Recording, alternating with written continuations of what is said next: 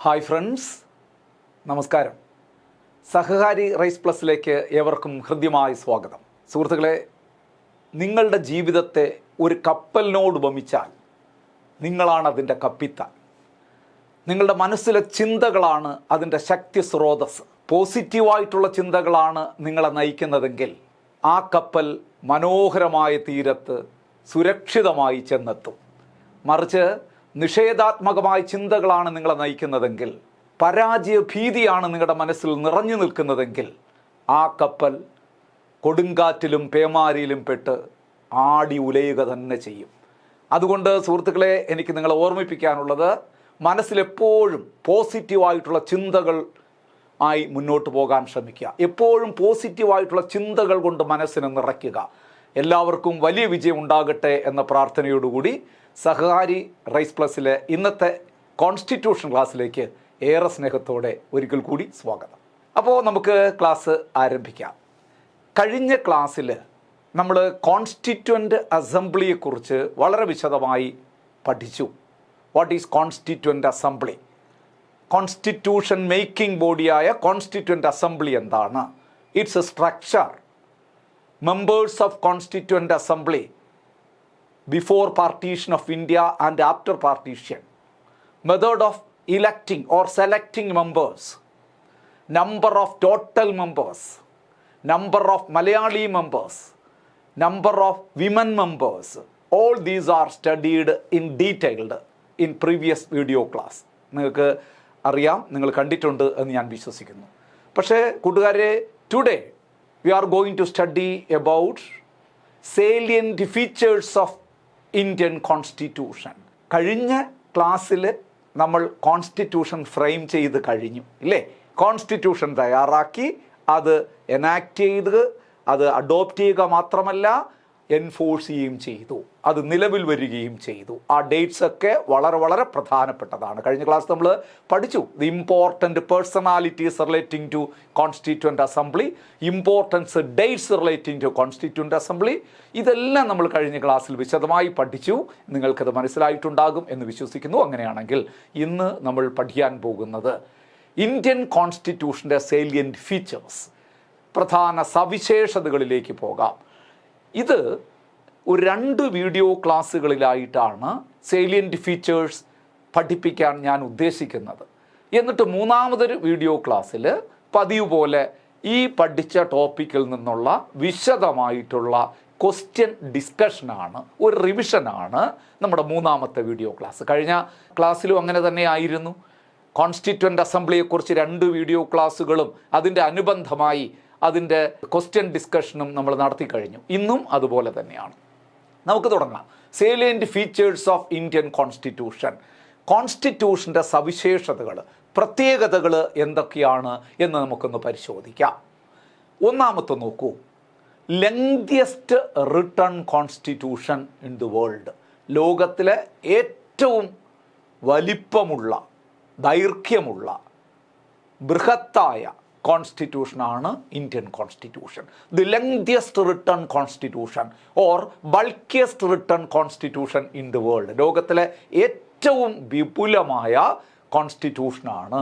നോക്കൂ, it is very comprehensive, elaborate and detailed document. Indian constitution is very comprehensive, elaborate and detailed document. വളരെ വിശാലമായിട്ട് ഇതിൽ കാര്യങ്ങളൊക്കെ എഴുതി വച്ചിട്ടുണ്ട്. വളരെ വളരെ വളരെ വിപുലമായി തന്നെയാണ് നമ്മൾ കോൺസ്റ്റിറ്റ്യൂഷൻ തയ്യാറാക്കിയിരിക്കുന്നത്. എന്തുകൊണ്ട് ഇത്രയും ലെങ്തിയസ്റ്റായി മാറി, ഇത്ര ബൾക്കിയസ്റ്റായി മാറി, ഇങ്ങനൊരു എലിഫൻ്റെയും സൈസിലേക്ക് പോകാൻ കാരണമെന്ത് നമുക്ക് ഈ പോയിന്റിൽ പഠിക്കാം. നോക്കൂ നിങ്ങൾ, it is very comprehensive, elaborate and detailed documents എന്ന് പറഞ്ഞിട്ട് നമ്മൾ പറയുന്നു. Originally Indian constitution consisted of a preamble, 22 parts, 8 schedules and 395 articles. ഇത് original constitution consisted of a preamble, 22 parts, 8 schedules and 395 articles. ഇത്രയും കാര്യങ്ങളുണ്ട് ഇന്ത്യൻ ഭരണഘടനയിൽ. ഭരണഘടന നിലവിൽ വന്ന സമയം മറക്കരുത്.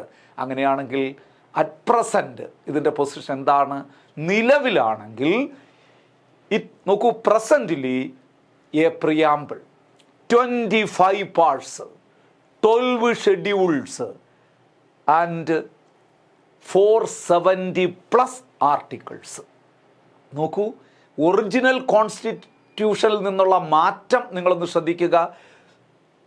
പ്രിയാമ്പിൾ ഒന്നുണ്ടായിരുന്നത്, ഒരു മാറ്റവുമില്ല, ഇപ്പോഴും ഒരു പ്രിയാമ്പിൾ, ആമുഖം. നമ്മൾ വിശദമായി അടുത്ത ക്ലാസ്സിൽ പഠിക്കും എന്താണ് പ്രിയാമ്പിൾ എന്ന്. അപ്പോൾ ഇത് രണ്ടും ഇപ്പം നിങ്ങൾ പഠിക്കണം. ഈ രണ്ട് തന്നിരിക്കുന്ന ഈ ഡേറ്റ നിങ്ങളുടെ മനസ്സിലുണ്ടാകണം. ഒറിജിനൽ കോൺസ്റ്റിറ്റ്യൂഷനിൽ a preamble, 22 parts, 8 schedules and 395 articles. But at present, Indian Constitution consists of a preamble, മാറ്റമില്ല. 25 parts മാറ്റമുണ്ട്. 22 പാർട്സിൽ നിന്ന് 25 പാർട്സിലേക്ക് മാറി. എങ്ങനെ മാറി എന്ന് ഞാൻ പറയാൻ പോവുകയാണ്. ഇനി 12 ഷെഡ്യൂൾസ്, നേരത്തെ അങ്ങനെ ആയിരുന്നില്ലല്ലോ, 8 ഷെഡ്യൂളേ ഉണ്ടായിരുന്നുള്ളൂ, ഇപ്പോൾ അത് 12 ഷെഡ്യൂളായി മാറി. ആർട്ടിക്കിൾ കൂടിക്കൊണ്ടേയിരിക്കുകയാണ്. 395 ആയിരുന്നത് 470+ ആയി മാറിയിരിക്കുന്നു നിലവിലെ സാഹചര്യം. അപ്പോൾ ക്ലിയർ ആവുന്നുണ്ടല്ലോ? ഈ രണ്ട് കാര്യങ്ങളും നിങ്ങളുടെ മനസ്സിലുണ്ടാകണം. ഇനി ഞാൻ പറയാൻ പോകുന്നത് എങ്ങനെ 22 പാർട്സ് 25 പാർട്സായി മാറി, എങ്ങനെ 8 ഷെഡ്യൂൾസ് 12 ഷെഡ്യൂളായി മാറി. ആർട്ടിക്കിളിൻ്റെ കാര്യം പ്രത്യേകിച്ച് പറയേണ്ടതില്ല. ഈ രണ്ട് കാര്യങ്ങൾ ഇപ്പോഴൊന്ന് ക്ലിയർ ചെയ്യേണ്ടതായിട്ടുണ്ട്. അപ്പോൾ ഒന്ന് ശ്രദ്ധിച്ചോളുക. ഒറിജിനൽ കോൺസ്റ്റിറ്റ്യൂഷനിൽ നമ്പർ ഓഫ് പാർട്സ് എന്ന് പറയുന്നത് 22 ആണ്. At present there are 25 parts in the Indian constitution. ഞാൻ പറയുന്നത് ശ്രദ്ധാപൂർവം കേൾക്കുക. ഇന്ത്യൻ കോൺസ്റ്റിറ്റ്യൂഷനിൽ നിന്ന് ഒരു ഭാഗത്തെ ഒഴിവാക്കുകയും 4 ഭാഗങ്ങൾ കൂട്ടിച്ചേർക്കപ്പെടുകയും ചെയ്തു. ഒരു ഭാഗത്തെ ഒഴിവാക്കുകയും 4 ഭാഗങ്ങൾ കൂട്ടിച്ചേർക്കപ്പെടുകയും ചെയ്തു ഇൻ ദി ഇന്ത്യൻ കോൺസ്റ്റിറ്റ്യൂഷൻ. അപ്പോൾ ഒഴിവാക്കിയ ഭാഗമേത്, കൂട്ടിച്ചേർക്കപ്പെട്ട ഭാഗമേത്, നിർബന്ധമായും ഇവിടെ നിങ്ങൾ പഠിക്കണം. നോക്കൂ, part of Indian constitution which was eliminated from original constitution, അല്ലെങ്കിൽ എലിമിനേറ്റഡ് ഫ്രം ദി കോൺസ്റ്റിറ്റ്യൂഷൻ, ആ കോൺസ്റ്റിറ്റ്യൂഷനിൽ നിന്ന് ഒഴിവാക്കപ്പെട്ട ഒരു ഭാഗമേതാണ്? The part of Indian constitution which was deleted or eliminated from the constitution ഏതാണ്? പാർട്ട് 7. മറക്കാതിരിക്കുക, പാർട്ട് 7. അവിടെ ഒരു ചോദ്യം കൂടെ പഠിക്കുക. Part 7 was eliminated from the constitution under which amendment act? ഏതു ഭേദഗതിയിലൂടെ? ചുമ്മാ ഒഴിവാക്കാൻ പറ്റില്ലല്ലോ. ഭരണഘടനയിൽ എന്തെങ്കിലും ഉൾപ്പെടുത്തണമെങ്കിലോ, എന്തെങ്കിലും ഒഴിവാക്കണമെങ്കിലോ, നിലവിലുള്ളതിൽ എന്തെങ്കിലും ഓൾട്ടറേഷൻ വരുത്തണമെങ്കിലോ amendment act must be passed in the parliament of India. Indian പാർലമെൻറ്റിൽ ഭേദഗതി നിയമം പാസ്സാക്കിയേ മതിയാകൂ. അങ്ങനെ ഇന്ത്യൻ ഭരണഘടനയിൽ ഒരു ഭേദഗതി നിയമത്തിലൂടെയാണ് 7th പാർട്ടിനെ ഡിലീറ്റ് ചെയ്തത്. അങ്ങനെയാണെങ്കിൽ ഏതു ഭേദഗതിയിലൂടെ? 7th part was deleted from the Constitution of India under which Amendment Act? ഓർക്കാൻ വളരെ എളുപ്പമാണ്, 7th Amendment Act തന്നെയാണ്. ഓർക്കാൻ നിങ്ങളുടെ മനസ്സിൽ നിന്ന് ഒരിക്കലും അത് മായൂല. കാരണം 7ാം ഭാഗത്തെ ഒഴിവാക്കിയത് 7ാം ഭരണഘടനാ ഭേദഗതി, ഇയർ കൂടി ഓർത്തോളുക, ഇൻ ദി ഇയർ 1956. അപ്പോൾ 7th part of Indian constitution was deleted under 7th Amendment Act of 1956. ഇനി ഞാൻ ചോദിക്കട്ടെ, എന്ത് സാഹചര്യത്തിലാണ് ഇതിനെ ഒഴിവാക്കിയത്? എന്തിനാണിത് ഒഴിവാക്കിയത്? ഒഴിവാക്കിയതിൻ്റെ കാരണവും കൂടി നിങ്ങൾ ഓർക്കുക. 7th part deals with list of old States. പഴയ സംസ്ഥാനങ്ങളുടെ ലിസ്റ്റുകൾ അടങ്ങിയിരുന്ന ഭാഗമാണ് 7ാം ഭാഗം. പഴയ സംസ്ഥാനങ്ങൾക്ക് പ്രസക്തിയില്ലാതായി മാറിയത് എപ്പോഴാണ്? In the year 1956 November 1. ആ ഡേറ്റ് നിങ്ങൾക്ക് ഓർമ്മ ഉണ്ടോ എന്ന് എനിക്കറിയില്ല. ഓർക്കണം, 1956 November 1 state reorganisation act was passed, അല്ലെങ്കിൽ state reorganisation act came into force. ഇന്ത്യയിൽ സംസ്ഥാന പുനഃസംഘടനാ നിയമം നിലവിൽ വന്നത് 1956 November 1. ആ ഡേറ്റുകളൊക്കെ നിങ്ങളുടെ മനസ്സിലുണ്ടാകണം. മനസ്സിലാവുന്നുണ്ടല്ലോ? അപ്പോൾ അങ്ങനെ സ്റ്റേറ്റ് റീഓർഗനൈസേഷൻ ആക്ട് നിലവിൽ വന്നപ്പോൾ എന്താ സംഭവിച്ചത്? 14 states and 6 union territories were formed. ഇന്ത്യയിൽ 14 സംസ്ഥാനങ്ങളും 6 കേന്ദ്രഭരണ പ്രദേശങ്ങളുമായി ഇന്ത്യൻ യൂണിയൻ വരികയാണ്. അപ്പം പഴയ സംസ്ഥാനങ്ങൾക്ക് പ്രസക്തി ഇല്ലാതായി മാറി. നിങ്ങൾ ഓർത്തു നോക്കൂ, പണ്ട് നമ്മൾ പറഞ്ഞിരുന്നത് എങ്ങനെയാണ്? Bombay state, Madras state, Hyderabad state, അതൊക്കെ ഇപ്പോൾ ഉണ്ടോ? അതൊക്കെ എടുത്ത് ദൂരെ കളഞ്ഞു. അങ്ങനെയുള്ള സ്റ്റേറ്റുകളെക്കുറിച്ച് പ്രതിപാദിച്ചിരുന്നാണ് 7ാം ഭാഗം. 7ാം ഭാഗത്തിന് പ്രസക്തി ഉണ്ടോ? ഇല്ല. അപ്പോൾ ഈ 7th part was deleted from the Constitution of India under 7th Amendment Act of 1956. Why? എന്തുകൊണ്ടാണ്? നമുക്ക് അറിയാം. അതായത് 14 states and 14 new states and 6 new union territories were formed under state reorganisation act of 1956. Such act came into force in 1956 November 1st. Clear ആവുന്നുണ്ടല്ലോ? അപ്പോൾ 7th part പോയി, delete ചെയ്ത part. വാസ്തവത്തിൽ ഒരു കാര്യം കൂടെ ഞാൻ ഓർമ്മിപ്പിക്കട്ടെ, 2 പാർട്ടിനെയാണ് ശരിക്കും ഒഴിവാക്കിയത്. 9th പാർട്ടും ഇതുപോലെയായിരുന്നു. 9th പാർട്ടിനെയും ഒഴിവാക്കി. 9th-ലും 7th-ലും ഒക്കെയാണ് ഈ കാര്യങ്ങൾ പറഞ്ഞിരുന്നത്. 9th പാർട്ട് ഒഴിവാക്കിയെങ്കിലും ഇപ്പോൾ നമ്മൾ 9th പാർട്ട് ഒഴിവാക്കപ്പെട്ടിട്ടില്ല. കാരണം 9th പാർട്ട് ഇങ്ങനെ ഒഴിവാക്കിയിരുന്നതിൽ പഞ്ചായത്ത് രാജ് വന്നു ചേർന്നു. പഞ്ചായത്ത് രാജിനെ കുറിച്ച് പ്രതിപാദിക്കുന്നത് 9th പാർട്ടാണ്. അപ്പോൾ 7ഉം പിന്നെ 9ഉം ഒഴിഞ്ഞു കിടക്കുകയായിരുന്നു. 7 ഇപ്പോഴും ഒഴിഞ്ഞു കിടപ്പുണ്ട്. ആ ഒഴിഞ്ഞു കിടന്ന 9ാം ഭാഗത്താണ് പഞ്ചായത്ത് രാജിന് ഭരണഘടനാ പദവി നൽകിയ ഭേദഗതിയൊക്കെ നമ്മൾ ഇനി പഠിക്കും. 73rd amendment. ആ 73rd അമെൻമെൻറ്റ് ആക്ട് ഇന്ത്യയിലെ പഞ്ചായത്ത് രാജ് ആക്ട് എന്നറിയപ്പെടുന്ന അമെൻമെൻറ്റാണ്. അത് പാസ്സാക്കി അതിലൂടെ പഞ്ചായത്തിന് ഈ ഒഴിഞ്ഞു കിടന്ന 9th പാർട്ടിൽ ഉൾപ്പെടുത്തി. അപ്പം 9th പാർട്ട് ഇപ്പോൾ ഉണ്ട്. അതുകൊണ്ടാണ് ഇപ്പോഴില്ലാത്ത ഒരു പാർട്ടേ ഉള്ളൂ, 7th പാർട്ട്. അപ്പോൾ ഒരെണ്ണം ഒഴിവായി. ഇനി 4 പാർട്ട് കൂട്ടിച്ചേർത്തു. നിർബന്ധമായും അറിഞ്ഞിരിക്കണം, ഇന്ത്യൻ ഭരണഘടനയിൽ പുതുതായി കൂട്ടിച്ചേർക്കപ്പെട്ട 4 ഭാഗങ്ങൾ. അത് ഒരു യൂണിറ്റായിട്ട് നിങ്ങൾ പഠിച്ചു വെച്ചോളൂ. ഞാൻ വ്യക്തമായി പറയാം. 1 പാർട്ട് 4A. പാർട്ട് 4A ആർട്ടിക്കിളും കൂടെ ഓർത്താൽ നന്നായിരിക്കും. ആർട്ടിക്കിൾ 51A എന്താ? Fundamental duties. അപ്പോൾ ഒറിജിനൽ കോൺസ്റ്റിറ്റ്യൂഷനിൽ ഫണ്ടമെൻ്റൽ ഡ്യൂട്ടീസ് അഥവാ മൗലിക കടമകൾ, മൗലിക ചുമതലകൾ, മൗലിക കർത്തവ്യങ്ങൾ ഓൾ ആർ സെയിം. പക്ഷേ ഇംഗ്ലീഷ് ഒറ്റ വാക്കേ ഉള്ളൂ, ഫണ്ടമെൻ്റൽ ഡ്യൂട്ടീസ്. ഒറിജിനൽ കോൺസ്റ്റിറ്റ്യൂഷനിൽ ഇങ്ങനൊരു ചാപ്റ്റർ ഇല്ലായിരുന്നു.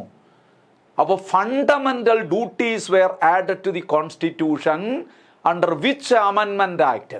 ഈ പാർട്ട് 4A പുതുതായിട്ട് വന്നു. നോക്കൂ, 4, 5, 6 അങ്ങനെ കിടപ്പുണ്ട്. അതുകൊണ്ടാണ് ഈ ഏതെങ്കിലും ഒരു പാർട്ടിൻ്റെ കൂടെ എ എന്നൊക്കെ പറഞ്ഞ് കൂട്ടിച്ചേർക്കുന്നത്. കാരണം അങ്ങനെയല്ലേ ഉൾപ്പെടുത്താൻ പറ്റുള്ളൂ. അപ്പോൾ അത് കാണുമ്പോൾ തന്നെ നമുക്കറിയാം അഡീഷണലായിട്ട് വന്നതാണ്. Part 4A was added to the constitution under which amendment act. Part 4A എന്താണ് ഡീൽ ചെയ്യുന്നതെന്ന് ഞാൻ പറഞ്ഞു. Fundamental duties. ഏത് ആർട്ടിക്കിളിലാണ്? 51A. Article 51A. ഇതെല്ലാം ഉൾപ്പെടുത്തിയ അമെൻമെൻറ്റ് ആക്ട് ഏതാണ്? 42nd amendment act of 1976. ഒരു കാരണവശാലും മറക്കരുത്. 46 അമെൻമെൻറ്റ് ആക്ടിനെ കുറിച്ചൊക്കെ നമ്മൾ കോൺസ്റ്റിറ്റ്യൂഷണൽ അമെൻമെൻറ്റ് എന്ന് പറയുന്ന പോർഷൻ എടുക്കുമ്പം വിശദമായി തന്നെ നമുക്ക് പഠിക്കാം. മിനി കോൺസ്റ്റിറ്റ്യൂഷൻ എന്നൊക്കെ വിളിക്കപ്പെടുന്ന ഒരു അമെൻമെൻറ്റാണ്. അത് നമുക്ക് വിശദമായി പറയാം. ഇപ്പം നിങ്ങൾ പറയുക part 4A article 51A fundamental duties. ഞാൻ പറഞ്ഞ ഈ 3 വാക്ക് നിങ്ങളുടെ മനസ്സിൽ ഇട്ടേക്ക്. കാരണം ഇതിൽ ഏത് വേണോ ക്വസ്റ്റ്യൻ ആയിട്ട് വരാം. ഒന്നുകിൽ ചോദിക്കും part 4A was added under which amendment act, അല്ലെങ്കിൽ article 51A was added under which amendment act, അല്ലെങ്കിൽ fundamental duties were added under which amendment act. ഒറ്റ ഉത്തരമേ ഉള്ളൂ, 42nd amendment act of 1976. Clear ആയല്ലോ? ഓക്കെ ആയല്ലോ? അപ്പോൾ ഒഴിവാക്കപ്പെട്ട ഒരു പാർട്ടിനെ കുറിച്ച് പറഞ്ഞു, കൂട്ടിച്ചേർക്കപ്പെട്ട ഒരു പാർട്ടിനെ കുറിച്ച് പറഞ്ഞു. ഇനി 3 എണ്ണവും കൂടിയുണ്ട്. ശ്രദ്ധിക്കുക. അടുത്തത് പാർട്ട് 9A. 9A. 9 ഒഴിവാക്കപ്പെട്ടിരുന്നു. ആ 9-ൽ പഞ്ചായത്ത് രാജ് വന്നു. അടുത്തത് അപ്പോൾ 9 നേരത്തെ ഉള്ള പാർട്ട് തന്നെയാണ്. ഇനി part 9A municipalities or Nagarpalika bill അഥവാ മുനിസിപ്പാലിറ്റീസ് ആക്ട് ആണ് പാർട്ട് 9A പ്രതിനിധാനം ചെയ്യുന്നത്. അപ്പോൾ പരീക്ഷയ്ക്ക് ചോദിക്കാം, municipalities act or Nagarpalika bill was added to the constitution under which അമെൻമെന്റ് ആക്ട് പറഞ്ഞില്ല ഞാൻ. അതായത് ഇത് ഉൾപ്പെടുത്തിയ അമെൻമെന്റ് ആക്ട് 74th അമെൻമെന്റ് ആക്ട് ഓഫ് 1992. 73rd പറയരുത്, 73rdiലൂടെയാണ് പഞ്ചായത്തി രാജ് വന്നത്. അതിപ്പം ഞാൻ പറയാത്ത എന്താണ്, 9 എന്നുള്ള പാർട്ട് അവിടെ ഉണ്ട്, നമ്മളിപ്പോൾ അഡീഷണൽ പാർട്ടിനെ കുറിച്ചാണ് പറയുന്നത്. അതുകൊണ്ട് 9A പറഞ്ഞു. ആദ്യം 9A Nagarpalika bill municipalities act added by which അമെൻമെന്റ് ആക്ട് 74th അമെൻമെന്റ് ആക്ട് ഓഫ് 1992. അപ്പോൾ അവിടെയും ആർട്ടിക്കിൾ വേണമെങ്കിൽ നമുക്ക് പറയാം. നമ്മൾ കഴിഞ്ഞ ഇതിൽ പറഞ്ഞല്ലോ, ഇതിലും കൂടെ ഞാൻ പറയാം. ആർട്ടിക്കിൾ 243 243P മുതൽ ആർട്ടിക്കിൾ 243P to 243Z വരെയുള്ള ആർട്ടിക്കിളിലാണ് മുനിസിപ്പാലിറ്റീസ് ആക്ട്. നമ്മൾ 9 പഞ്ചായത്ത് രാജിനെ കുറിച്ച് പഠിക്കുമ്പോൾ നിങ്ങൾ പറയും 243 to 243O വരെയാണ്. അടുത്തത് P തുടങ്ങുന്നത് മുനിസിപ്പാലിറ്റീസ് ആക്ട്. അത് നമ്മൾ ഇപ്പം നിങ്ങൾ കൺഫ്യൂസ്ഡ് ആകണ്ട. ഞാൻ പഞ്ചായത്ത് രാജ് ആക്ട് നമുക്ക് പഠിക്കാനുണ്ട്, പഞ്ചായത്ത് രാജ് എന്ന ടോപ്പിക് തന്നെ നമുക്ക് പഠിക്കാനുണ്ട്. അവിടെ വിശദമായി നമുക്കത് ചർച്ച ചെയ്യാം. ഇപ്പം ഈ പറയുന്ന ഈ പാർട്ട് മാത്രം നിങ്ങൾ മനസ്സിൽ വെച്ച് കൊടുക്കുക. അപ്പം part 9A added by constituent അമെൻമെന്റ് ആക്ട് ഏത് അമെൻമെന്റ് ആക്ട് ആണ് ഇത് കൂട്ടിച്ചേർത്തത്? 74th അമെൻമെന്റ് ആക്ട് ഓഫ് 1992. ക്ലിയർ അല്ലേ? പ്രതിപാദിക്കുന്ന വിഷയം എന്താണ്? മുനിസിപ്പാലിറ്റീസ്. ഇനി അപ്പോൾ 2 എണ്ണമായി, 4Aയുമായി 9Aയുമായി. ഇനി 9B അടുത്ത കൂട്ടിച്ചേർത്തത് 9B. അത് ഒരുപാട് കാലമൊന്നും ആയിട്ടില്ല, 2000-ന് ശേഷമൊക്കെയാണ് 9B കൂട്ടിച്ചേർത്തത്. 9B നിർബന്ധമായും പഠിക്കണം. Part 9B of Indian constitution deals with cooperative society. സഹകരണ സംഘങ്ങൾ ആണ് ഭരണഘടനയിൽ ഉൾപ്പെടുത്തിയത്. ഏതിലൂടെ? അമെൻമെന്റ് കൂടി ഓർക്കുക, 97th അമെൻമെന്റ് ആക്ട് ഓഫ് 2011 2011 97ാം ഭരണഘടനാ ഭേദഗതിയിലൂടെയാണ് കോഓപ്പറേറ്റീവ് സൊസൈറ്റി ഉൾപ്പെടുത്തിയത്. അതിൻ്റെ ആർട്ടിക്കിൾ കൂടി പഠിക്കുക, ആർട്ടിക്കിൾ 43B. ക്ലിയറായി ഞാൻ പറയുന്നുണ്ട്, നിങ്ങളുടെ മനസ്സിലുണ്ടാകണം, ഇത് കുറിച്ചെടുക്കണം. ഇതൊന്നും ഇങ്ങനെ നമുക്ക് ഇതിൽ കൂടെ ഡീറ്റെയിൽ ആയിട്ട് നോട്ട് കൊടുക്കാൻ കഴിയാത്തതുകൊണ്ട് ഞാൻ കൊടുത്തിട്ടില്ലെന്നേ ഉള്ളൂ. പക്ഷേ ഇത് നിങ്ങളുടെ മനസ്സിലുണ്ടാകണം. ക്ലാസ് ആവർത്തിച്ച് കണ്ടിട്ട് നോട്ട് കുറിച്ചെടുത്ത് നിങ്ങൾ പഠിക്കണം. ക്ലിയർ ആവുന്നുണ്ടല്ലോ ഞാൻ പറയുന്നത്? അപ്പം 3 എണ്ണമല്ലേ ആയുള്ളൂ, 4A 9A 9B. ഇനി ഒന്നുകൂടിയുണ്ട്, അതേതാണ്? 14A 14A. Part 14A 14A. എന്താ 14Aയിൽ പ്രതിപാദ്യ വിഷയം? Administrative tribunal. പുതിയൊരു ചാപ്റ്ററാണ് administrative tribunal. Part 14A article കൂടെ വെരി ഇമ്പോർട്ടൻ്റ് ആണ്. Article 323A 323A. ആർട്ടിക്കിൾ 323Aയിലാണ് അഡ്മിനിസ്ട്രേറ്റീവ് ട്രൈബ്യൂണലിനെ കുറിച്ച് പ്രതിപാദിക്കുന്നത്. അപ്പോൾ അഡ്മിനിസ്ട്രേറ്റീവ് ട്രൈബ്യൂണൽ അഥവാ ആർട്ടിക്കിൾ 323A അഥവാ part 14A was added to the constitution under which അമെൻമെന്റ് ആക്ട്? ഓർക്കാൻ വളരെ എളുപ്പമാണ്, 4A ഉൾപ്പെടുത്തിയ അതേ അമെൻമെന്റ് ആക്ട്, 42nd അമെൻമെന്റ് ആക്ട് ഓഫ് 1976. അപ്പോൾ ഒരു എളുപ്പമാർഗം ഞാൻ പറയാം ഇത് ഓർത്തിരിക്കാൻ. 4A 14A 4Aയും 14Aയും ഉൾപ്പെടുത്തിയത് ഒരേ അമെൻമെന്റ് ആക്ട് ആണ്, 42nd അമെൻമെന്റ് ആക്ട് 1976. ഓക്കെ ആയോ? ക്ലിയർ ആയിട്ടുണ്ടാവുമെന്ന് ഞാൻ വിശ്വസിക്കുന്നു. എങ്കിൽ നമുക്ക് അത് തൽക്കാലം അവിടെ അവസാനിപ്പിക്കാം. ഇനി നമ്മൾ പറയുന്നത് എന്താണ്? 8 ഷെഡ്യൂൾ ഉണ്ടായിരുന്നത് ഇപ്പോൾ അത് എത്രയായി മാറി? 12 ഷെഡ്യൂളായി മാറി. 8 ഷെഡ്യൂളേ ഉണ്ടായിരുന്നുള്ളൂ, 12 ഷെഡ്യൂളായി മാറി. അതെങ്ങനെ സംഭവിക്കുന്നു നോക്കാം. അപ്പോൾ അഡീഷൻ വന്നത് ഏതൊക്കെയാണ്? Schedule 9, 10, 11 and 12. 8 വരെ ഉണ്ടായിരുന്നു. അവസാനത്തെ 4 9, 10, 11, 12 അവിടെയും ഇതുപോലെ വെറുതെ വരൂലല്ലോ. അതിൻ്റെ പിന്നിലൊക്കെ അമെൻമെൻ്റ് ആക്ട് ഉണ്ട്. പഠിക്കണം, നന്നായി പഠിക്കണം. അപ്പോൾ എൻ്റെ ആദ്യത്തെ ചോദ്യം ഇതാണ്: schedule 9 was added to the constitution under which അമെൻമെൻ്റ് ആക്ട്? ഇന്ത്യൻ ഭരണഘടനയിൽ 9ാം ഷെഡ്യൂൾ ഉൾപ്പെടുത്തിയ ഭേദഗതി ഏത്? ഇപ്പം പഠിക്കണം. ഫസ്റ്റ് അമെൻമെൻ്റ് ആക്ട് 1951.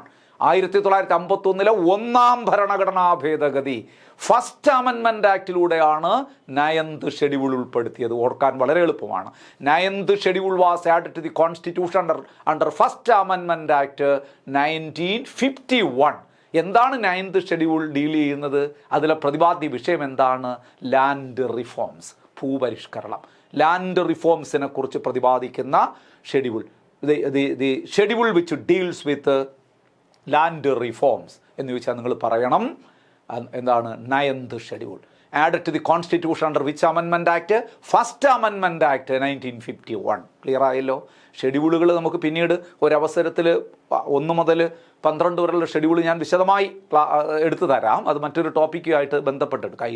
ഇതിലേക്ക് ഉൾപ്പെടുത്തിയാൽ ഇത് ഇങ്ങനെ തീരൂല. ഈ ഒറ്റ പോയിന്റ് തന്നെ നമ്മൾ നിൽക്കേണ്ടി വരും കേട്ടോ. അപ്പോൾ നമ്മൾ പറയുന്നത് അഡീഷണൽ വന്നത് 9th ഷെഡ്യൂൾ. ഇനി 10th schedule, very important. 10th schedule was added to the constitution under which അമെൻമെൻ്റ് ആക്ട്? 52nd അമെൻമെൻ്റ് ആക്ട് ഓഫ് 1985. 1985 52ാം ഭേദഗതിയിലൂടെയാണ് 10th schedule was added to the constitution. 10th schedule deals with anti defection law, കൂറുമാറ്റ നിരോധന നിയമം. അപ്പോൾ very important ആണ്. Which schedule of Indian Constitution deals with anti-defection law? 10th schedule. 10th schedule or anti-defection law was added to the Constitution under which Amendment Act?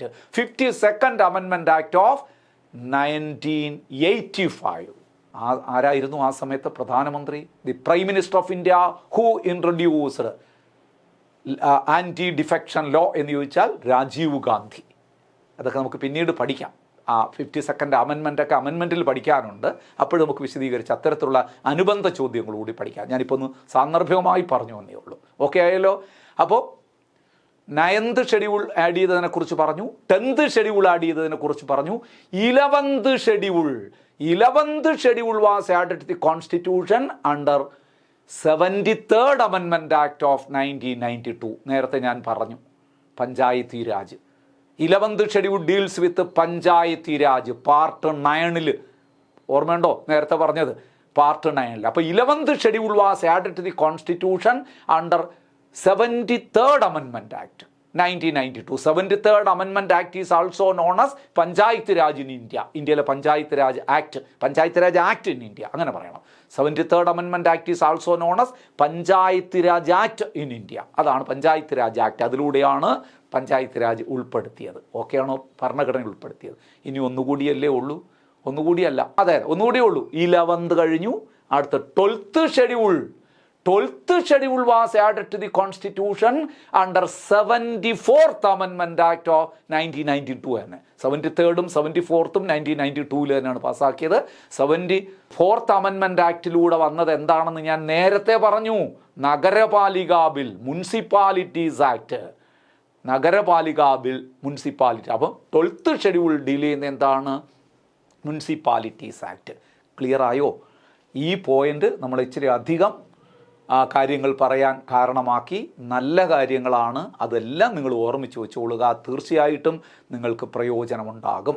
അപ്പോൾ originally the constitution consisted of a preamble, 22 parts, 8 schedules and 395 articles. Presently, Indian Constitution has a preamble, 25 parts, 12 schedules and 470 plus articles. Clear ആയോ? ഇത്രയും clear ആയോ?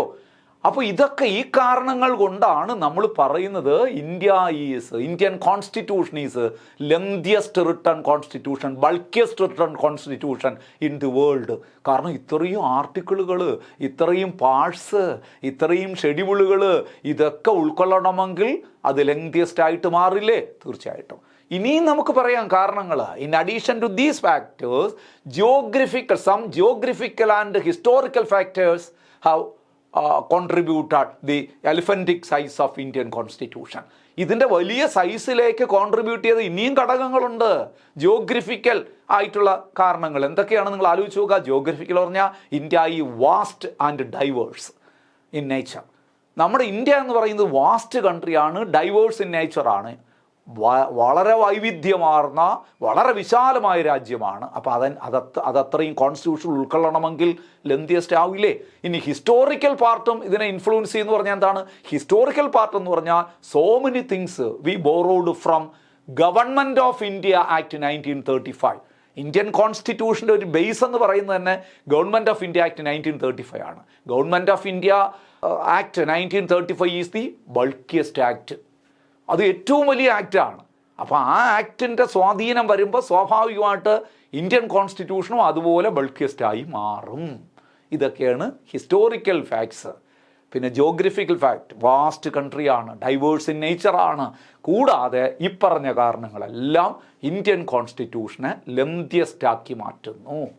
ഇത്രയും കാര്യങ്ങൾ നിങ്ങളുടെ മനസ്സിലുണ്ടാകുമോ? ഉണ്ടാകണം, നിർബന്ധമായി ഉണ്ടാകണം. അത് പരീക്ഷകൾക്ക് ഒരുപാട് ചോദ്യങ്ങൾ വരാവുന്ന കാര്യങ്ങളാണ് ഇതിൽ അത്രയും ഞാൻ പറഞ്ഞത്. തീർച്ചയായിട്ടും നിങ്ങളുടെ മനസ്സിലത് ഉണ്ടാകും എന്നുള്ള ഉത്തമ വിശ്വാസത്തോടു കൂടി ഞാൻ അടുത്ത ഫീച്ചറിലേക്ക് പോവുകയാണ്. അടുത്ത രണ്ടാമത് പറയുന്നത് നോക്കൂ, Indian constitution is A borrowed constitution.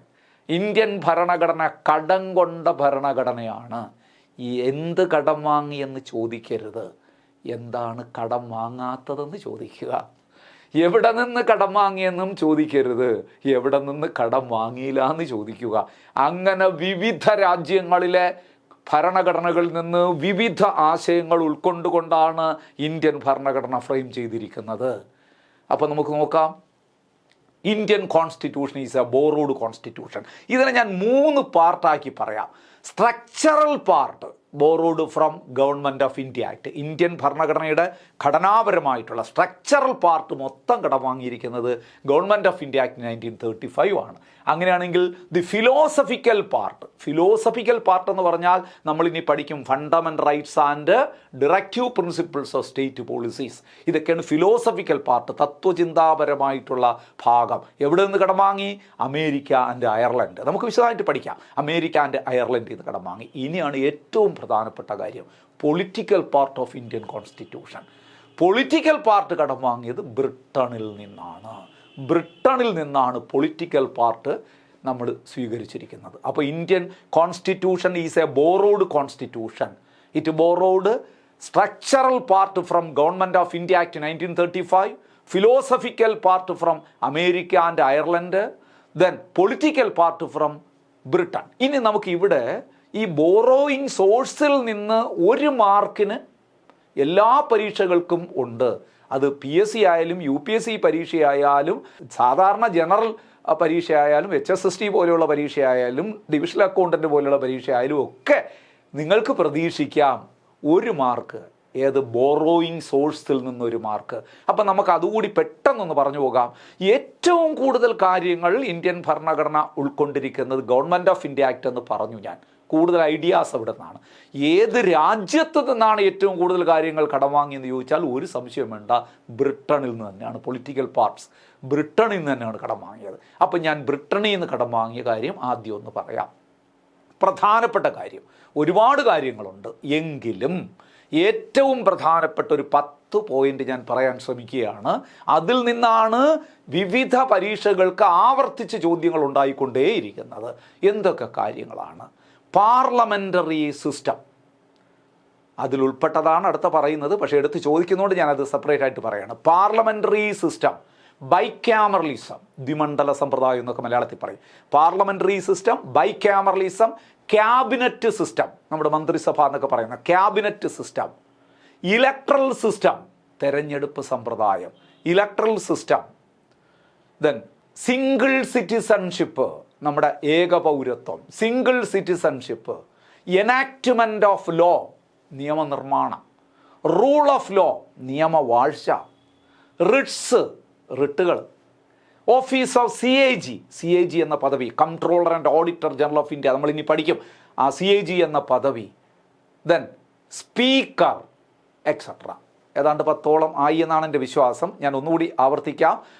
അപ്പോൾ എന്തൊക്കെ കാര്യങ്ങളാണ് ബ്രിട്ടനിൽ നിന്ന് കടം വാങ്ങി? ഇതിൽ നിന്ന് ഒരു മാർക്കിന് എപ്പോഴും എല്ലാ പരീക്ഷകൾക്കും ഉണ്ട്. അതുകൊണ്ട് ഞാൻ ഒന്നുകൂടെ പറയാം. ബ്രിട്ടനിൽ നിന്ന് കടം വാങ്ങിയ ഏറ്റവും പ്രധാനപ്പെട്ട ഐഡിയാസ്, ആശയങ്ങൾ ഇതൊക്കെയാണ്: parliamentary system, bicameralism, cabinet system, electoral system, single citizenship, enactment of law, rule of law, writs, CAG, office of CAG, speaker etcetera.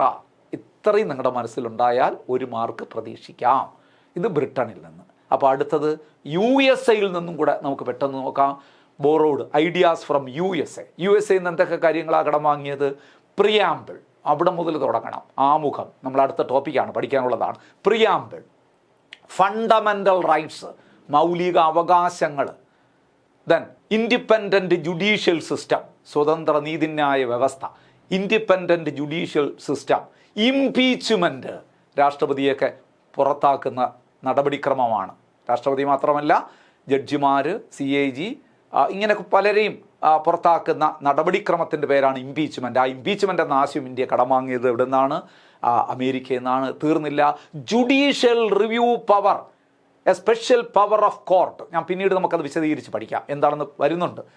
Fundamental റൈറ്റ്സിലൊക്കെ പറയുന്നുണ്ട്. Judicial review power. തീർന്നില്ല. റിട്ടൺ കോൺസ്റ്റിറ്റ്യൂഷൻ, നമ്മളിപ്പോൾ പറഞ്ഞുകൊണ്ടിരിക്കുന്ന ലിഖിത ഭരണഘടന എന്ന ആശയം. American constitution is the oldest written constitution in the world. It is the first return constitution in the world. It is the shortest return constitution in the world. ആ ചോദ്യങ്ങളൊക്കെ ഒന്ന് മനസ്സിൽ ഉണ്ടാകട്ടെ. First return constitution, oldest return constitution, shortest return constitution, American constitution. അവിടെ നിന്നാണ് നമ്മൾ return constitution എന്ന ആശയം കടം വാങ്ങിയത്. ഒന്നുകൂടി പറഞ്ഞാൽ നിർത്താം. ഫങ്ഷൻസ് ഓഫ് വൈസ് പ്രസിഡന്റ്, ഉപരാഷ്ട്രപതിയുടെ ധർമ്മങ്ങൾ. ഇത്രയും കാര്യങ്ങൾ അമേരിക്കയുമായി ബന്ധപ്പെട്ട് നിങ്ങൾ ഓർക്കുക. ഒന്നുകൂടി ഞാൻ പറയാം. Preamble, fundamental rights, independent judicial system, impeachment, judicial review power, written constitution, then functions of vice president etcetera. മതി. ഇനി ഫിലോസഫിക്കൽ പാർട്ട് അമേരിക്കയിൽ നിന്ന്, അതുപോലെ തന്നെ നമ്മൾ എവിടെ നിന്ന് കടം വാങ്ങി? അയർലൻഡിൽ നിന്ന് കടം വാങ്ങി. ഐറിഷ് കോൺസ്റ്റിറ്റ്യൂഷനിൽ നിന്ന് കടം വാങ്ങി എന്ന് പറഞ്ഞല്ലോ.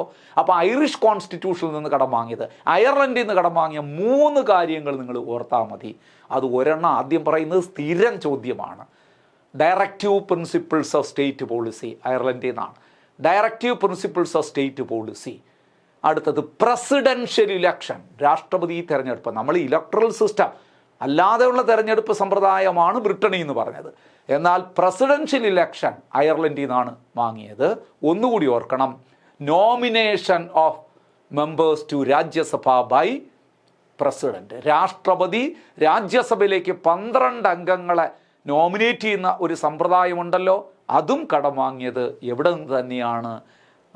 അയർലൻഡിൽ നിന്ന് കടം വാങ്ങിയത്. അപ്പോൾ അയർലൻഡിൽ നിന്ന് കടം വാങ്ങിയ പ്രധാനപ്പെട്ട കാര്യങ്ങൾ ഏതൊക്കെയാണ് പ്രധാനപ്പെട്ട കാര്യങ്ങൾ? ഓർത്തോളൂ. Directive principles of state policy, presidential election and the nomination of members to Rajya Sabha by president of India. Clear ആയല്ലോ. ഇനി കാനഡയിൽ നിന്ന് കടം വാങ്ങിയതും കൂടെ മനസ്സിൽ നിന്ന് ഓർത്തോളുക. കാനഡയിൽ നിന്ന് federal system, union list, state list, residuary power. ഈ 4 പ്രധാനപ്പെട്ട കാര്യങ്ങൾ നിങ്ങളുടെ മനസ്സിലുണ്ടാക്കണം. Federal system, union list, state list, residuary power. അതൊക്കെ എന്താണെന്ന് പിന്നീട് പഠിക്കും കേട്ടോ. അതുകൊണ്ട് ഞാൻ ഇപ്പം വിശദീകരിക്കാൻ നിൽക്കുന്നില്ല. തീർച്ചയായിട്ടും ഇതെല്ലാം കടം വാങ്ങിയത് എന്നാണ്. അപ്പോൾ യൂണിയൻ ലിസ്റ്റും സ്റ്റേറ്റ് ലിസ്റ്റും. അപ്പോൾ നമ്മുടെ മനസ്സിലൊരു ചോദ്യം വരും, ഒരു ലിസ്റ്റ് കൂടെ ഉണ്ടല്ലോ, കൺകറൻറ്റ് ലിസ്റ്റ്. അത് എവിടെ നിന്ന് കടം വാങ്ങി? അത് ഓസ്ട്രേലിയയിൽ നിന്ന്.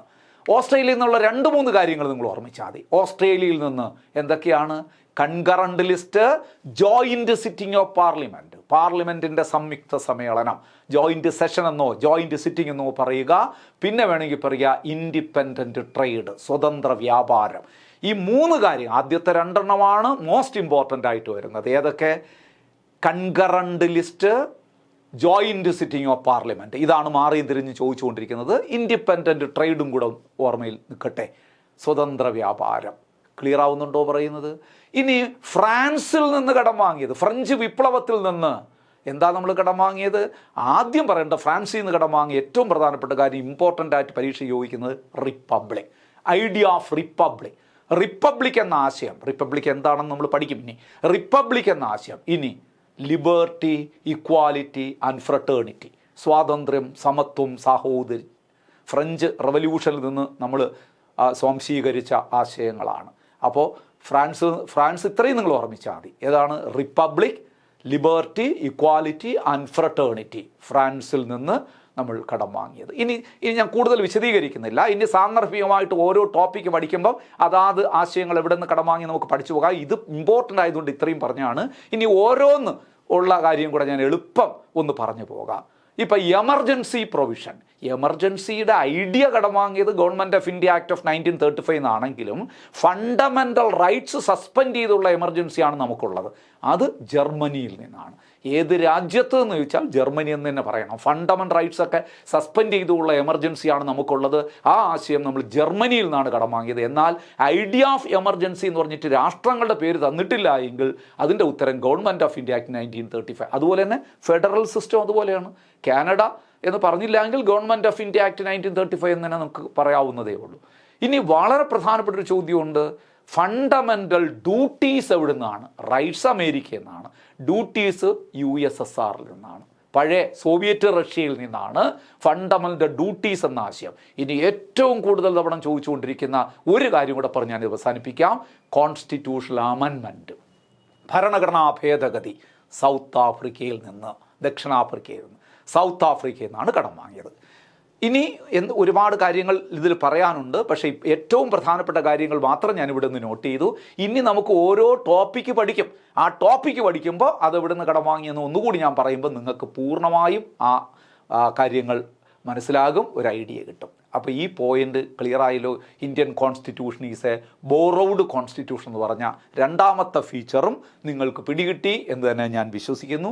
അങ്ങനെയാണെങ്കിൽ നമുക്ക് മൂന്നാമത്തെ പോയിന്റിലേക്ക് നമുക്ക് പോകാം. Indian constitution is partly flexible and partly rigid. Partly flexible and partly rigid എന്ന് പറഞ്ഞാൽ എന്താണോ? Partly flexible and partly rigid എന്ന് പറഞ്ഞു കഴിഞ്ഞാൽ ഇത് പലപ്പോഴും പരീക്ഷയ്ക്ക് ചോദിക്കുന്ന ഒരു പോയിൻ്റാണ്. Indian constitution flexible or rigid എന്ന് ചോദിച്ചാൽ നിങ്ങൾ പറയണം Indian constitution is neither very flexible nor very rigid. It is partly flexible and partly rigid എന്ന് പറഞ്ഞാൽ അതിൻ്റെ കാര്യം വ്യക്തമായി നിങ്ങളൊന്ന് മനസ്സിലാക്കണം. ഇന്ത്യൻ കോൺസ്റ്റിറ്റ്യൂഷൻ അപ്പം ഞാൻ ചോദിക്കട്ടെ, ഈ റിജിഡും ഫ്ലെക്സിബിളും എന്തെന്ന് അറിഞ്ഞാൽ മാത്രമല്ലേ ഇത് മനസ്സിലാവുള്ളൂ. നമ്മൾ flexible constitution means a constitution which can be easily amended by simple majority. അതാണ് flexible constitution. Flexible constitution means a constitution which can be easily amended by simple majority. പാർലമെൻറ്റിലെ സിമ്പിൾ മെജോറിറ്റി കൊണ്ട് ഭേദഗതി ചെയ്യാൻ കഴിയുന്ന കോൺസ്റ്റിറ്റ്യൂഷൻ്റെ പേരാണ് flexible constitution. Rigid constitution prescribe certain difficult procedure for its own amendment. സങ്കീർണമായ നടപടിക്രമങ്ങളിലൂടെ മാത്രമേ ചില ഭരണഘടനകൾ ഭേദഗതി ചെയ്യാൻ കഴിയുള്ളൂ എങ്കിൽ ആ ഭരണഘടനയെ നമുക്ക് വിളിക്കാം റിജിഡ്. മലയാളത്തിൽ പറഞ്ഞാൽ അയവുള്ള ഭരണഘടന ഫ്ലെക്സിബിൾ, ദൃഢഭരണഘടന റിജിഡ്. മലയാള വാക്കുകൂടെന്ന് ഓർത്ത് വെച്ചോളൂ. നിങ്ങൾ മലയാള പരീക്ഷകളൊക്കെ, മലയാളം മീഡിയം വരുന്ന പരീക്ഷകളൊക്കെ എഴുതുമ്പോൾ ഈ വാക്കുകളൊക്കെ മനസ്സിലുണ്ടാകണം. അപ്പോൾ എന്താ നമ്മൾ പറയുന്നത്? Flexible കോൺസ്റ്റിറ്റ്യൂഷനാണോ rigid? ഇന്ത്യൻ ഭരണഘടന അയവുള്ള ഭരണഘടനയാണോ ദൃഢഭരണഘടനയാണോ? നമ്മൾ പറയുന്നു Indian constitution is neither very flexible nor very rigid. ഫ്ലെക്സിബിളും കൂടുതൽ ഫ്ലെക്സിബിളും അല്ല, കൂടുതൽ റിജിഡും അല്ല. അപ്പോൾ എന്താണ് നമ്മൾ പറയുന്നത്?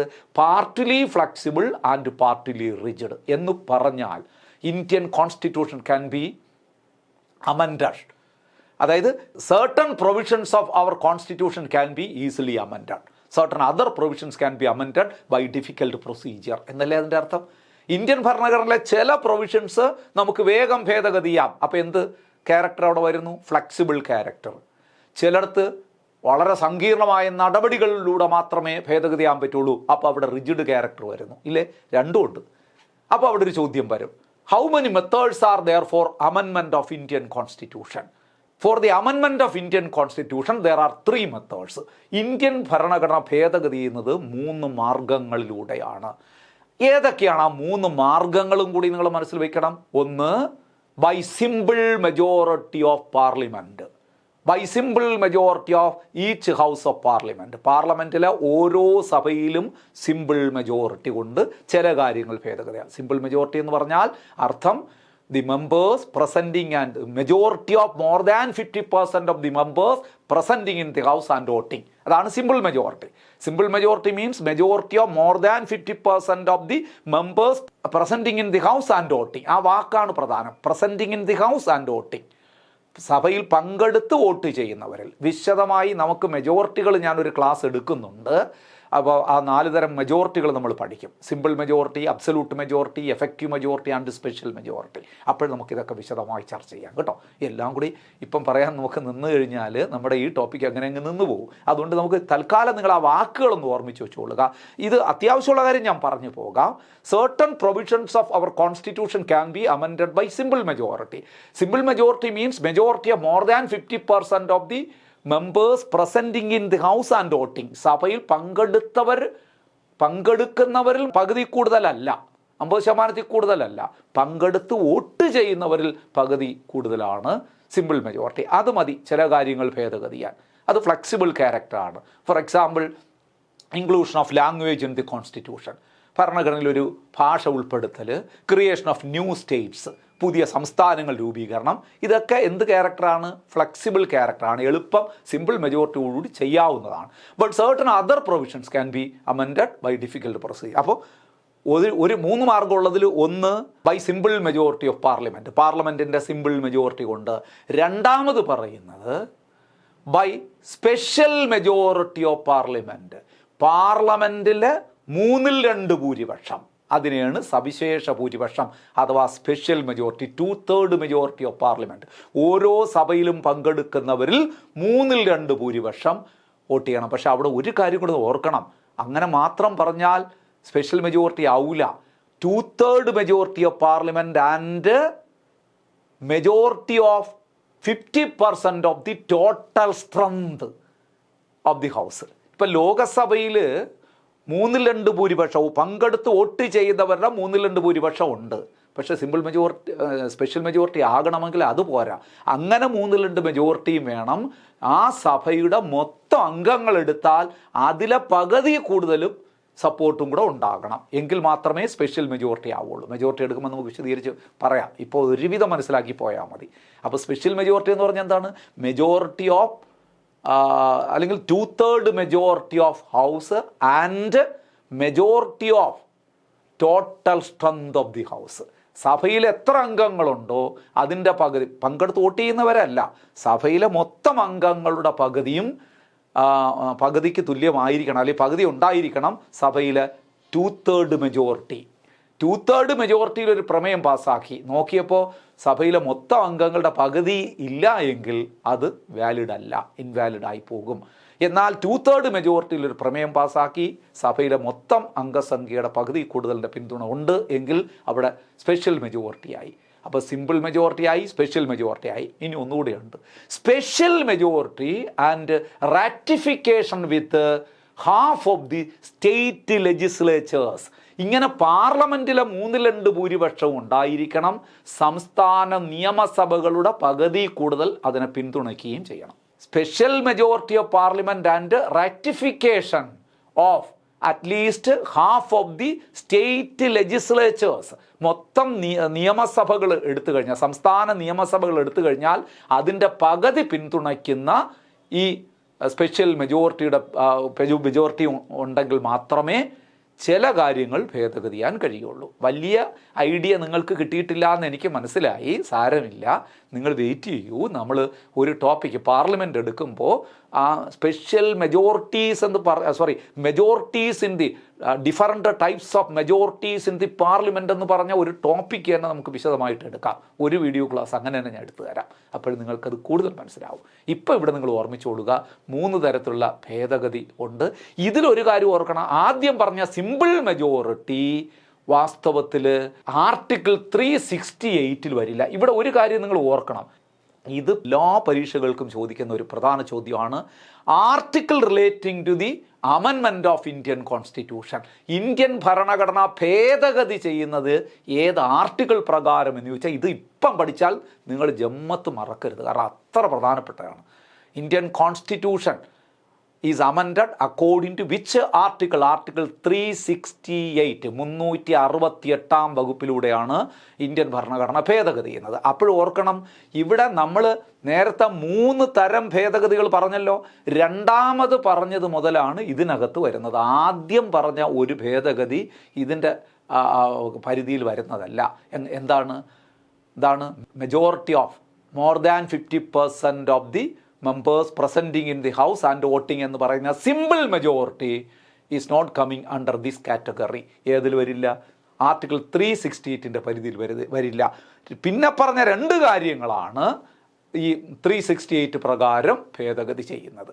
അത് അമെൻമെൻറ്റ് പഠിക്കുമ്പോൾ നമുക്ക് കൂടുതൽ വിശദീകരിക്കാം. ഒരുവിധ ഐഡിയ കിട്ടിയോ ഇപ്പോൾ? ഇനി which part of Indian constitution deals with amendment of constitution? Part 20 ആണ്. 20ാം ഭാഗത്ത് അമെൻമെൻറ്റിനെ കുറിച്ച് പറയുന്നു. അമെൻമെൻറ്റിനെ കുറിച്ച് പ്രതിപാദിക്കുന്ന ആർട്ടിക്കിൾ 368 ആണ്. അപ്പം പാർട്ട്ലി ഫ്ലെക്സിബിൾ ആണ്, പാർട്ട്ലി റിജിഡ് ആണ്. ചില കാര്യങ്ങൾ കൊണ്ടോ എളുപ്പം ഭേദഗതിയാന്ന് പറഞ്ഞു, ചില കാര്യങ്ങൾ 3/2 ഭൂരിപക്ഷം വേണം, ചിലത് 3/2 ഭൂരിപക്ഷം മാത്രം പോരാ. പാർലമെൻറ്റിലെ 3/2 ഭൂരിപക്ഷത്തിന് സംസ്ഥാന നിയമസഭകളിലെ പകുതി കൂടുതൽ സപ്പോർട്ട് ചെയ്യുകയും ചെയ്യണം. കുറേ സ്ട്രോങ് ആയിട്ടുള്ള ചില കാര്യങ്ങൾ മാറ്റം വരുത്തണമെങ്കിൽ. ക്ലിയറായോ? അപ്പോൾ ആ 2 പോയിന്റുകൾ നിങ്ങൾക്ക് 3 പോയിന്റുകൾ മനസ്സിലായി. അടുത്ത വിചിനി എളുപ്പം നമുക്ക് പറഞ്ഞു പോകാം. Federal system with unitary bias. ഇവിടെ ഒരു ചോദ്യം വരും, Indian constitution federal or unitary? നേരത്തെ ഫ്ലെക്സിബിൾ ഓർ റിജിഡ് എന്ന് ചോദിച്ചു അല്ലേ? അപ്പോൾ അത് രണ്ടും എന്താണെന്ന് പറ. യൂണിറ്ററി എന്ന് പറഞ്ഞാൽ എന്താണ്? Unitary means all powers are concentrated at centre. എല്ലാ അധികാരവും കേന്ദ്രത്തിൽ നിക്ഷിപ്തമായിരിക്കുന്ന ഒരു ഭരണ സംവിധാനത്തിൻ്റെ പേരാണ് unitary system. Under unitary system the states have no autonomic power. Under unitary system, states are responsible to obey blindly the orders and instructions given by the center. കേന്ദ്രം പറയുന്ന ആജ്ഞകൾ അനുസരിച്ച് കേന്ദ്രത്തിൻ്റെ ആജ്ഞാനുവർത്തികളായി പ്രവർത്തിക്കാൻ സംസ്ഥാനങ്ങൾ ബാധ്യസ്ഥരാണ് അണ്ടർ യൂണിറ്ററി സിസ്റ്റം. എന്നാൽ federal system എന്ന് പറഞ്ഞു കഴിഞ്ഞാൽ under federal system there are 2 types of government, central government and state government. Both the government have autonomic power. 2 പേർക്കും അട്ടോണമിക് പവർ ഉണ്ട്. അതാണ് ഫെഡറൽ സിസ്റ്റം. കേന്ദ്ര ഗവൺമെൻറ് എന്നും സംസ്ഥാന ഗവൺമെൻറ് എന്നും 2 തരത്തിലുള്ള ഭരണ സംവിധാനം ഉണ്ട്. അതിൻ്റെ പേരാണ് നമ്മൾ പറയുന്ന ഏതാണ്? ഫെഡറൽ സംവിധാനം എന്ന് പറയുന്നത്. ഇന്ത്യ ഫെഡറൽ സംവിധാനമാണ്. എന്തുകൊണ്ട്? ഇന്ത്യയിൽ യൂണിയൻ ഗവൺമെൻറ് ഉണ്ട്, സ്റ്റേറ്റ് ഗവൺമെൻറ് ഉണ്ട്. യൂണിയൻ ഗവൺമെൻറ്റിന് അട്ടോണമിക് പവർ ഉണ്ട്, സ്വയംഭരണ അവകാശമുണ്ട്. സ്റ്റേറ്റ് ഗവൺമെൻറ്റിനും അട്ടോണമിക് പവർ ഉണ്ട്.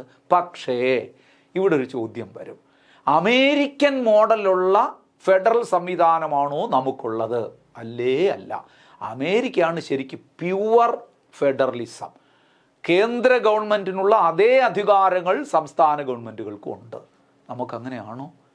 അല്ല. അതുകൊണ്ടാണ് നമ്മൾ പറഞ്ഞത് federal system with unitary bias.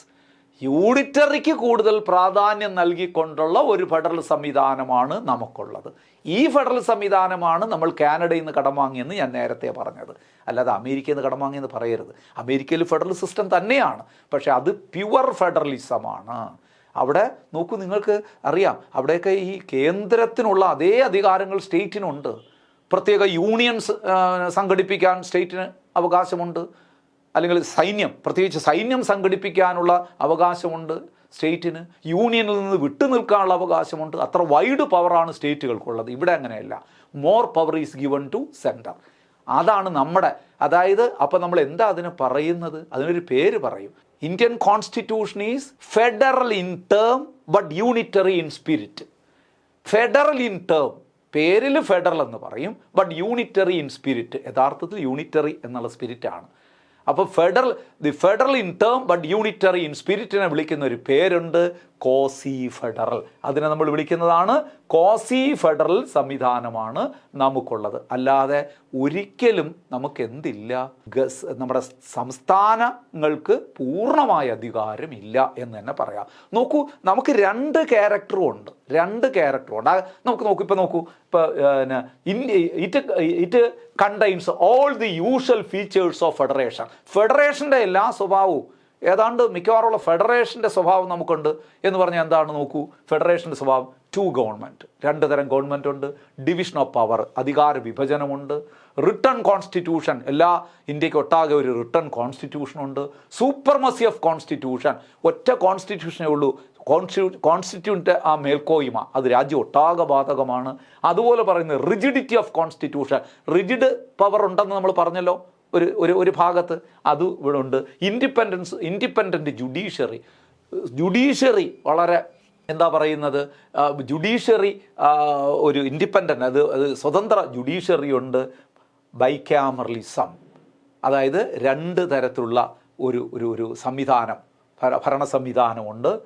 ഇതെല്ലാം നമ്മൾ പറയുന്നത് എന്താണ്?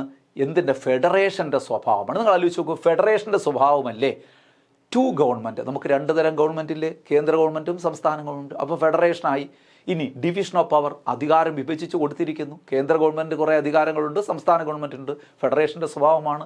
റിട്ടേൺ കോൺസ്റ്റിറ്റ്യൂഷൻ, ഇന്ത്യ ഒട്ടാകെ ഉള്ള റിട്ടേൺ കോൺസ്റ്റിറ്റ്യൂഷൻ ആണെങ്കിലും അതിനകത്ത് വ്യക്തമായി സംസ്ഥാനങ്ങളുടെ അധികാരങ്ങളും കേന്ദ്രത്തിൻ്റെ അധികാരങ്ങളും ഒക്കെ പറഞ്ഞിട്ടുണ്ട്. പിന്നെ അതുപോലെ തന്നെ സൂപ്പർമസി ഓഫ് കോൺസ്റ്റിറ്റ്യൂഷൻ, നമ്മൾ കോൺസ്റ്റിറ്റ്യൂഷനെ അനുസരിക്കാൻ കേന്ദ്ര ഗവൺമെൻറ്റിനും ഉത്തരവാദിത്വമുണ്ട്, സംസ്ഥാന ഗവൺമെൻറ്റിനും. ഫെഡറേഷൻ്റെ മറ്റൊരു ക്യാരക്ടറാണ്. അതുപോലെ തന്നെ ഇൻഡിപെൻഡൻസ് ജുഡീഷ്യറി ഏതെങ്കിലും കേന്ദ്രത്തിന് വേണ്ടിയിട്ട് മാത്രമുള്ളതല്ല, എല്ലാം ഇൻഡിപെൻഡൻറ്റ് ജുഡീഷ്യറിയാണ്, സ്വതന്ത്ര നീതിന്യായ സംവിധാനമാണുള്ളത്. ഒരു ബൈക്യാമറലിസം സംവിധാനമാണ്, ദ്വിമണ്ഡല സംവിധാനമാണ്. ഇതെല്ലാം ഫെഡറേഷൻ്റെ ക്യാരക്ടർ ഇന്ത്യക്കുണ്ട്. അടുത്ത നോക്കൂ, it also contains a large number of unitary ഫീച്ചേഴ്സും ഉണ്ട്. എന്താണ്? Strong centre. കണ്ട, യൂണിറ്ററി സ്വഭാവമല്ലേ, സ്ട്രോങ് സെൻറ്ററാണ് സ്ട്രോങ്. ദെൻ അടുത്ത സിംഗിൾ കോൺസ്റ്റിറ്റ്യൂഷൻ, ഒറ്റ കോൺസ്റ്റിറ്റ്യൂഷനേ ഉള്ളൂ, അത് എല്ലാവർക്കും ബാധകമാണ്. അടുത്ത് നോക്കൂ, സിംഗിൾ സിറ്റിസൺഷിപ്പ്, ഇന്ത്യക്ക് ആകെ, അതൊക്കെ കേന്ദ്രം തീരുമാനിക്കുന്ന കാര്യങ്ങളാണ്. സിറ്റിസൺഷിപ്പിലേക്കൊന്നും നമുക്കൊരു അവകാശവുമില്ല. അപ്പോൾ ഇതൊക്കെ യൂണിറ്ററി സ്വഭാവം കാണിക്കുന്നതാണ്.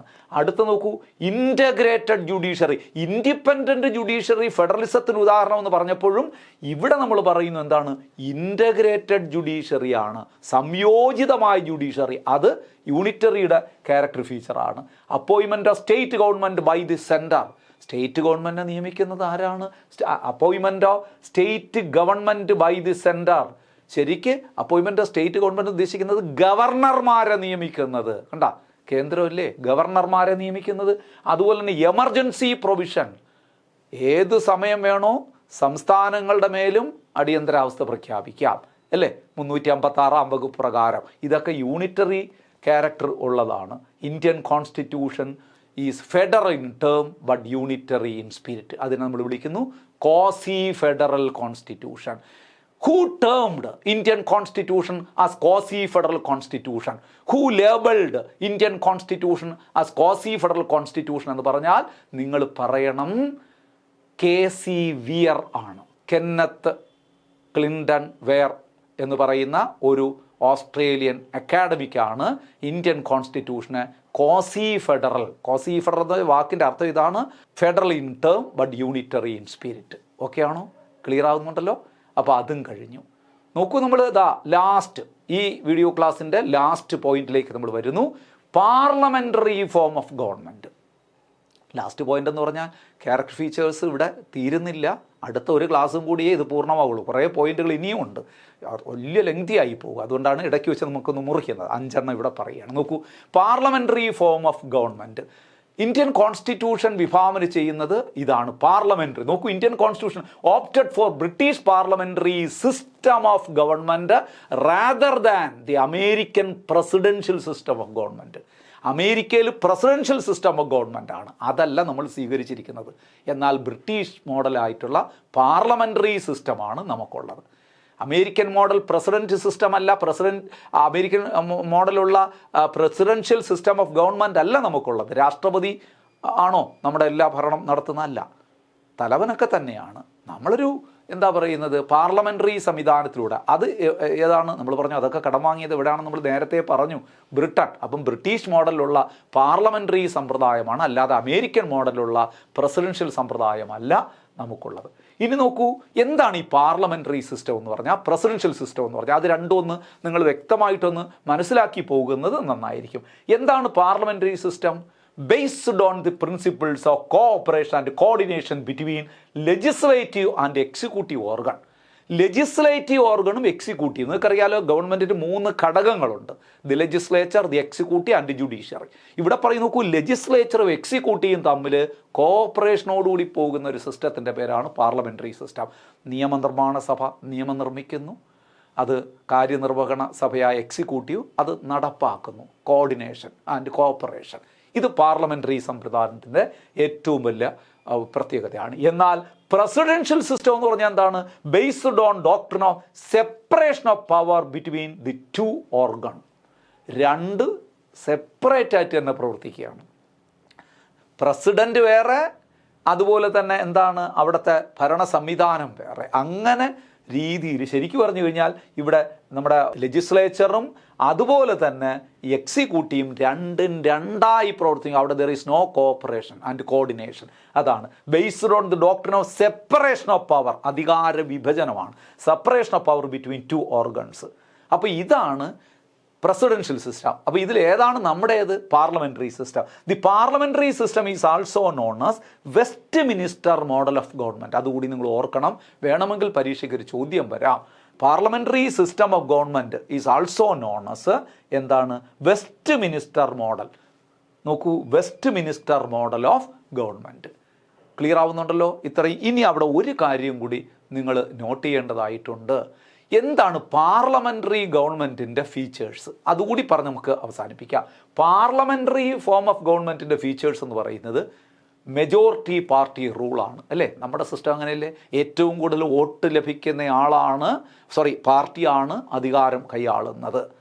ഏറ്റവും മെജോറിറ്റി പാർട്ടി അല്ലേ റൂളിംഗ് പാർട്ടിയായി മാറുന്നത്? Majority party rule. അടുത്ത എന്താണ്?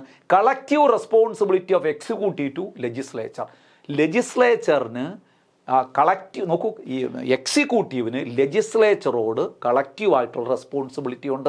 Collective responsibility of the executive. നമ്മുടെ ഭരണ സംവിധാനത്തിന് നിയമസഭയോട് കൂട്ടുത്തരവാദിത്വമുണ്ട്. ഇതിൻ്റെ മറ്റൊരു ഫീച്ചറാണ്. അടുത്ത് നോക്കൂ, membership of minister in the legislative. ഈ ലെജിസ്ലേച്ചറിലൂടെ നിയമനിർമ്മാണ സഭകളിലൂടെ അല്ലെങ്കിൽ നിയമനിർമ്മാണ സഭയിലേക്കുള്ള തെരഞ്ഞെടുപ്പിലൂടെ വരുന്ന മെമ്പേഴ്സാണ് ആരായി മാറുന്നത്? ശരിക്കും മിനിസ്റ്റേഴ്സായി മാറുന്നത്. മിനിസ്റ്റേഴ്സ് നോക്കൂ, membership of ministers in the ലെജിസ്ലേച്ചറിലുള്ളവർ മാത്രമേ, നിയമസഭയിലൂടെ തിരഞ്ഞെടുക്കപ്പെട്ട ആൾക്കാർക്ക് മാത്രമേ, സംസ്ഥാനത്തിലാണെങ്കിൽ, അവിടെയാണെങ്കിൽ നമുക്ക് ലോകസഭയിലൂടെ, അല്ലെങ്കിൽ അവിടെ വേറെ സഭയുണ്ടല്ലോ രാജ്യസഭ, എന്തായാലും സഭാംഗങ്ങൾക്ക് മാത്രമേ മന്ത്രിയാകാൻ കഴിയുകയുള്ളൂ. നമ്മുടെ പാർലമെൻ്ററി സിസ്റ്റത്തിൻ്റെ പ്രത്യേകതയാണ്. Leadership of prime minister or chief minister. കേന്ദ്രത്തിലാണെങ്കിൽ ആ ഗവൺമെൻറ്റിന്, ക്യാബിനറ്റിന് നേതൃത്വം കൊടുക്കുന്നത് പ്രൈം മിനിസ്റ്റർ ആകും, സംസ്ഥാനത്തിലാണെങ്കിൽ ചീഫ് മിനിസ്റ്റർ. അപ്പം പ്രൈം മിനിസ്റ്ററോ ചീഫ് മിനിസ്റ്ററോ ആയിരിക്കും ലീഡർ, ഈ റൂളിംഗ് പാർട്ടിയുടെ ലീഡറായി വരുന്നത്. Dissolution of lower house, Lok Sabha dissolve ചെയ്യും. ലോകസഭ ഡിസോൾവ് ചെയ്യൂ എന്ന് പറഞ്ഞാൽ എന്താ എൻ്റെ അർത്ഥം? ലോകസഭ പിരിച്ചുവിടാം. എപ്പോഴും വേണോ ലോകസഭ പിരിച്ചുവിടാം രാഷ്ട്രപതിക്ക്. ഇനി 5 വർഷം കഴിയുമ്പോൾ, എപ്പോഴെന്ന് കാരണമില്ലാതെ പിരിച്ചുവിടില്ല, ഇനി 5 വർഷം കഴിയുമ്പോൾ അല്ലെങ്കിൽ തന്നെ സ്വാഭാവികമായിട്ട് ലോകസഭ ഡിസോൾവ് ചെയ്യും, സംസ്ഥാന നിയമസഭ ഡിസോൾവ് ചെയ്യും. പക്ഷേ രാജ്യസഭയിൽ അത് നടക്കില്ല. രാജ്യസഭ ഡിസോൾവ് ചെയ്യുന്നില്ല. രാജ്യസഭ ഈസ് എ പെർമനൻ്റ് ഹൗസാണ്, അതൊരു സ്ഥിരം സഭയാണ്. അപ്പോൾ ഈ ക്യാരക്ടർ ഫീച്ചേഴ്സ് കൂടി നമ്മുടെ പാർലമെൻ്ററി ഗവൺമെൻറ്റിൻ്റെ ക്യാരക്ടർ ഫീച്ചേഴ്സ് കൂടി വളരെ എളുപ്പമാണ്. മെജോറിറ്റി പാർട്ടി റൂളാണ്, കളക്റ്റീവ് റെസ്പോൺസിബിലിറ്റിയാണ്. എപ്പോഴും എക്സിക്യൂട്ടീവിന് ലെജിസ്ലേച്ചറോട് ഒരു കളക്റ്റീവ് റെസ്പോൺസിബിലിറ്റി ഉണ്ടാകും. പിന്നെ ലെജിസ്ലേച്ചറിലെ മെമ്പേഴ്സാണ് ശരിക്കും ആരായി മാറുന്നത്? മിനിസ്റ്റേഴ്സായി മാറുന്നത്. Leadership of prime minister or chief minister. സംസ്ഥാനത്താണെങ്കിൽ ചീഫ് മിനിസ്റ്റർ, കേന്ദ്രത്തിലാണെങ്കിൽ ലീഡ് ചെയ്യുന്നത് ആരായിരിക്കും? പ്രൈം മിനിസ്റ്റർ ആയിരിക്കും. ഡിസൊല്യൂഷനല്ലോ, ലോവർ ഹൗസ് ഡിസൊല്യൂഷൻ നടത്തും, ലോകസഭ പിരിച്ചുവിടും. എന്നാൽ അല്ലെങ്കിൽ പിരിച്ചുവിടും എന്ന് പറഞ്ഞാൽ പിരിയും, ഓരോ 5 വർഷം കഴിയുന്നതോറും ഡിസോൾവ് ചെയ്തിരിക്കും. മനസ്സിലാകുന്നുണ്ടല്ലോ? ഇനി അല്ലാതെ തന്നെ അതിനിടയ്ക്ക് വെച്ചാണെങ്കിൽ മന്ത്രിസഭയൊക്കെ രാജിവെക്കുമ്പോൾ രാഷ്ട്രപതി അത് പിരിച്ചുവിടുകയൊക്കെ ചെയ്യുന്നത് നിങ്ങൾക്കറിയാം. അപ്പോൾ ഇത്രയാണ് നമ്മൾ ഇന്നത്തെ ക്ലാസ്സിൽ പറഞ്ഞത്. ഈ 6ാമത്തെ പോയിന്റ് മുതൽ നമുക്ക് അടുത്തൊരു ക്ലാസ്സിൽ കംപ്ലീറ്റ് ചെയ്യാം. ഇല്ലെങ്കിൽ വലിയ വീഡിയോ ക്ലാസ് ആയി പോകും, ഒരു ബോറിംഗ് ആയി തോന്നും. അപ്പോൾ ഇത്രയും പറഞ്ഞ കാര്യങ്ങൾ മനസ്സിലായിട്ടുണ്ട് എന്ന് ഞാൻ വിശ്വസിക്കുന്നു. സുഹൃത്തുക്കളെ, നന്നായി പഠിച്ച് മുന്നോട്ട് പോവുക. എല്ലാവർക്കും വലിയ വിജയങ്ങൾ ഉണ്ടാകട്ടെ. നിങ്ങളുടെ വിജയത്തിന് നിമിത്തമാകാൻ സഹകാരി റൈസ് പ്ലസിനും അതിൻ്റെ ഭാഗമായി പ്രവർത്തിക്കുന്ന ഞങ്ങൾക്കൊക്കെ കഴിയട്ടെ എന്ന പ്രാർത്ഥനയോടുകൂടി ഇന്നത്തെ ക്ലാസ് ഞങ്ങളുടെ വൈൻഡപ്പ് ചെയ്യുന്നു. ഉടൻ തന്നെ നമുക്ക് അടുത്ത ക്ലാസ്സിൽ വീണ്ടും കാണാം എന്ന ശുഭപ്രതീക്ഷയോടുകൂടി. Thank you so much. Good bye.